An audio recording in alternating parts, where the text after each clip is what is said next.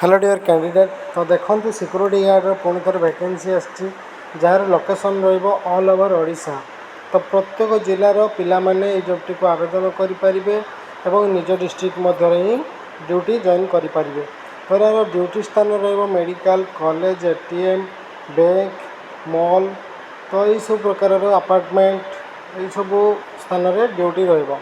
तो चलतु ये जॉबटी करने मिनिमम क्वालिफिकेशन कौन आवश्यकता उच्चता केते रही आवश्यक डॉक्यूमेंट कौन कौन आवश्यकता और किभली भाव में आपने जॉबटी को आवेदन करेंगे से विषय चलते आम मैंने आलोचना करवा।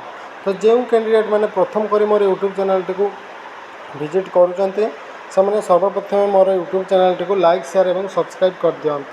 तो ये चलते आलोचना करवा जे सिक्यूरीटी गार्ड जॉबटी करने मिनिमम 10th पास बा फेल हेले भी आपण मैंने जॉइनिंग करेंगे रही रूम मागणा रोचे और खाइबार सुविधा रही। दरमा 12,000 ରୁ 18,000 भितर सैलरी रोचे। तो आपण मैंने मिनिमम बॉयज मानकर हाइट 5 फुट 2 इंच एबव होता बेले गर्ल्स मानकर हाइट 5 फुट एबव रहा निहाती आवश्यक।